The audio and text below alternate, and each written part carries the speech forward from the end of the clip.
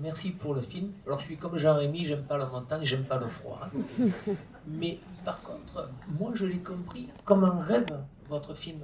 Quand vous faites la démonstration avec le robot et que d'un coup vous voyez la montagne, pour moi tout le film va partir de là. Et tout est un rêve. C'est pour ça que les petites lueurs, on n'a pas besoin d'explication. Pour moi, ce n'est qu'un rêve tout le long du film. Ah bon? Ouais, demandez à vous faire rembourser parce que de faire. Bah pour moi bah je comprends. Alors moi, on m'a déjà dit ça, mais ça démarre plus tard. Ça démarre pas à 3 minutes du film. Je comprends. Moi, on pense que voilà, quand il rentre dans la montagne, à partir de voilà des lueurs et tout, on m'a dit, et puis surtout le moment où elle le réveille, quand il est au pied de la montagne. On peut penser effectivement, mais en tout cas, pour moi, tout est réel. Et, et son bras qui brille, ça transmet quelque chose, une énergie, une lumière au visage de Léa. Enfin, pour moi, et puis il a rencontré ces bébêtes qui vivent, pour moi, dans le cœur des montagnes. Mais oui, il y a une part d'onirisme, mais en tout cas, pour moi, tout est vrai. Oui, bonsoir. Donc merci pour ce film. Donc je suis un peu d'accord, juste là sur le dernier commentaire, que il y a une témoin et puis il y a une espèce de preuve qui fait qu'on se dit c'est peut-être pas tout à fait vrai. Bon, enfin chacun son interprétation. Moi j'avais une remarque, c'est il y a énormément de plans fixes. Il y a à peu près que ça d'ailleurs, des plans fixes d'une certaine durée, alors que la montagne on pense plus à des travelling et des machins comme ça. Est-ce que c'est une vraie volonté d'aller contre cette imagerie, je vais dire, de travelling, etc. Ou bien c'est, bon, comme vous avez dit, un peu à l'instinct, et puis que cette succession de plans fixes s'est imposée, je vais dire.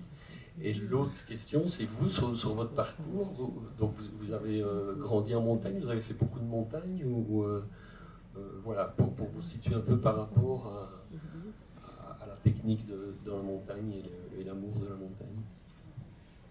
Alors pour les plans fixes, moi je fais jamais les choses contre. Moi je fais ce que je ressens, je me dis pas dans les autres films ils font ci, enfin, si dans d'autres films ils font des choses que j'aime bien, je fais la même chose. Après, moi je trouve que dans les films ça bouge trop, et souvent sans raison, juste parce qu'on trouve ça stylé, sympa. Moi je vois les étudiants, je dis non mais pourquoi tu ferais un travelling là? Parce que parfois ils n'arrivent pas à me dire pourquoi, et puis on fait des essais, puis ils trouvent qu'il y a plus d'émotion dans le plan fixe. Et c'est vrai que c'est un film de territoire aussi, sur un personnage qui cherche sa place dans ce vaste monde. Voilà, il n'est pas très bien en bas, là-haut, il trouve autre chose, mais est-ce que...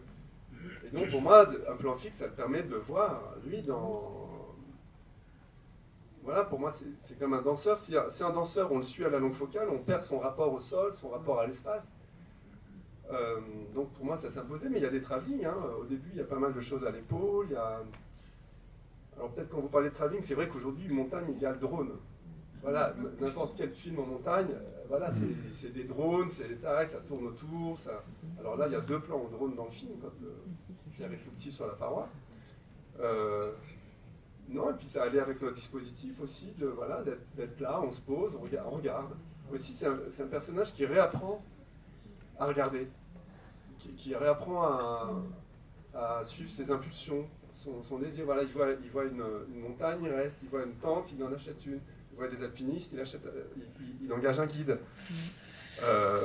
Et à un moment, il faut aussi que le spectateur, pour moi c'est ça la mise en scène, c'est faire en sorte que le spectateur soit plus proche de l'expérience du personnage. Donc si d'un coup on s'était mis à faire des mouvements de caméra, on aurait été extérieur à Pierre. Alors que moi j'essaie de filmer et qu'on sente avec lui sa contemplation, son regard, Donc ça, je pense que c'est ça qui a guidé la mise en scène. Et mon rapport à la montagne, donc j'ai fait beaucoup d'escalade et d'alpinisme entre 15 et 22 ans, quelque chose comme ça. Et puis j'ai arrêté 15 ans, je suis retourné une fois, j'ai fait quelques courses en haute montagne, puis j'ai re-arrêté 15 ans jusqu'au film. Monsieur ? Bonsoir, merci beaucoup pour le film. Et j'avais une question du coup. Est-ce que l'aspect fantastique était là depuis le début du projet, ou si ça s'est imposé à un moment donné pour éclaircir justement ce trajet que le personnage fait. Du coup, est-ce que c'était dès le début? C'était une envie dès le début. Alors pas il y a 20 ans, pas dans l'ancienne version, mais très vite j'ai su que je voulais que le personnage rencontre autre chose, qu'on n'a pas l'habitude de voir, que lui seul voit. Parce que c'est aussi parce qu'il a fait déjà ce parcours qu'il peut voir les choses autrement aussi, ou revoir des choses qu'on ne sait plus voir. Donc pour moi c'est venu assez vite. Et puis aussi très vite j'ai eu cette idée de transformation, de contact avec la matière, avec évidemment pour moi plutôt que de parler psychologiquement de voilà, bah, j'ai redécouvert, je me suis reconnecté, tout ça, le cinéma et la plus forte raison de cinéma fantastique permettent des raccourcis et des évidences comme ça, voilà, c'est vrai que et la montagne et le fantastique ça permet plein de choses. Là il est au-dessus des nuages, pour moi ça en dit plus que s'il disait j'ai besoin de prendre de la hauteur. C'est vrai qu'en montagne, il y a la cordée, la corde, et puis après coup, j'ai réalisé qu'il y a l'histoire des lacets. La corde, elle refuse la balade, il y va seul, puis il revient, c'est elle qui le tire. Enfin, il y a toute une symbolique qui m'est un peu échappée, mais qui est très présente en montagne. Et je ne sais plus où je voulais en venir. C'était... Je sais plus, je suis un peu fatigué. Parce que j'ai une grosse tournée en ce moment. Oui, le fantastique. Et voilà, et à la fin, il descend avec sa lumière, avec son bras, il va transmettre quelque chose, et voilà, il va peut-être dire ce qu'il a vu, et puis comme il a changé en profondeur, pour moi je pars du principe, si une personne change, bah, peut-être tout le monde peut changer, puis il y a plein de choses qu'il faudrait changer aujourd'hui. Donc, mais tout ça, le fantastique, c'est un moyen pour moi de dire beaucoup de choses sans avoir à les dire. Et dans Vincent n'a pas des cas, il y avait aussi une dimension fantastique très forte, qui fait que les gens s'intéressent au film au premier degré, mais qu'après, quand on en débat, qu'on en discute, on réalise qu'il y a plein d'autres choses aussi. Il y avait une dimension burlesque dans Vincent n'est pas d'écaille.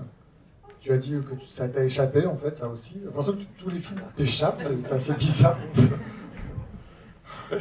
Moi j'adore, moi, que les choses m'échappent. Mais la dimension burlesque n'y est plus du tout, là. Ah bon? Si, un petit peu au début. Non, oui. C'est un film de la maturité, comme on dit. Maintenant, je suis père. Non, c'est vrai que mes courts-métrages et mon précédent long-métrage étaient beaucoup plus drôles. Bon, là, ça fait un peu sourire 2-3 fois. Mais ça, pareil, je me dis pas, je vais faire des films burlesques ou je vais faire un film plus grave. Je me répète, hein, je fais le film que je chante devoir faire, et puis et il se trouve qu'effectivement, il est beaucoup plus grave, mais parce que l'heure est plus grave aussi, dans plein de domaines. Et puis, c'est vrai qu'on a tourné après les confinements, tout ça, donc peut-être on aurait tourné 2 ans avant, le film aurait été plus léger, plus drôle. Mais, ouais. Pour revenir sur Louise Bourgoin, j'ai cru lire qu'elle elle a parlé aussi du jeu, en fait, qui était très différent quand on tourne un intitule, le souffle n'est pas le même.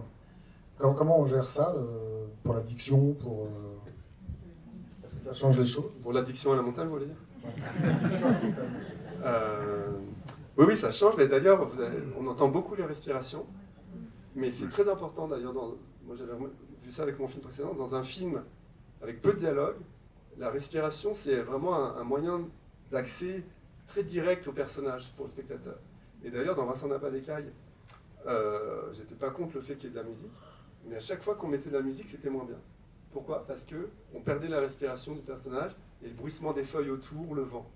Et dans ce film-là, il y a de la musique.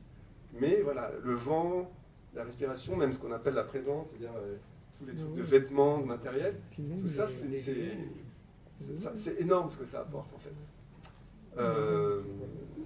Et oui, à 3008, on est un peu essoufflé. Ouais, je pense que ça change des choses, mais personne ne va se dire « Ah, ils ont tout ». Mais ça apporte une singularité, enfin, je ne sais pas comment dire. Je pense que ça apporte quelque chose, un petit surplus, un petit supplément de véracité, oui, on est en haute montagne et ça se ressent. Je ne sais pas comment, enfin, mais je sais bien que personne ne va se dire « Ah oui, dans le jeu, ils sont bizarres ». Enfin, Mais moi, je suis toujours bizarre dans le jeu parce que je suis pas vraiment acteur. Mais oui, on était fatigué, essoufflé, et puis un peu plus lent. Voilà, on est ralenti. Ouais. Donc ça change des choses. Mais moi, ça m'intéresse. Ça. J'ai même vu que tu as commencé par de la danse, c'est ça? Tu as fait de la danse? On va pas faire tout le monde. Non, mais j'ai vu ça par hasard, j'étais étonné dans ton... Non, j'ai fait un peu de danse aussi. J'ai un peu dansé. Ouais. Mais il ne faut pas croire tout ce que dit Wikipédia. C'est pas Wikipédia. J'aime bien faire les choses physiques, et c'est pour ça que je joue dans mes films.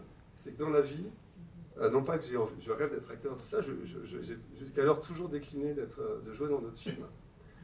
Mais j'ai dit qu'à 50 ans, j'accepterai, donc dans 3 mois, je vais accepter de jouer peut-être dans d'autres films. N'hésitez pas à me proposer ça. Mais je joue dans mes films parce que j'ai besoin de sentir les choses. Et de ne pas être extérieur. Voilà, je pense que j'aurais été très malheureux de ne pas marcher, de ne pas grimper, de ne pas faire les choses. Quoi, parce que, je me répète, j'ai besoin de vivre l'expérience, de comprendre des choses, mais c'est dans l'action, moi, que je comprends les choses. C'est pas dans la théorie, la réflexion. Et comme je fais des films pour affiner mon rapport au monde, et essayer non pas de comprendre, mais de trouver moi aussi une place plus juste dans ce monde, ben, il faut que je le fasse. C'est pour ça que je joue dans les films. Je sais pas si c'est peut-être d'autres raisons. Peut-être ça coûte moins cher aussi. On parlait aussi du Festival de Cannes. Comment tu as vécu ce moment qui était vraiment exceptionnel? J'imagine pour un réalisateur le film était tout juste terminé. Comment tu le...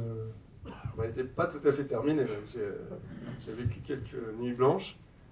Depuis Cannes, le film a été coupé de 3 minutes, et puis les musiques et les effets spéciaux sont finis. Enfin, non, je ne devrais pas le dire, mais non, la fin de la... non, en fait, aujourd'hui, je vais essayer d'être bref. Cannes, pour un film comme ça, c'est super important. Mais c'était un peu une folie que de penser qu'on serait prêt. Et en même temps, c'était une folie que de renoncer à la perspective d'eux. Donc voilà, on a passé, à partir de janvier, on a vu qu'on était en retard sur la musique, sur plein de trucs. Entre janvier et mai, on passait on arrête, on va s'user de la santé, ou mais non, on ne peut pas renoncer, on y retourne et tout.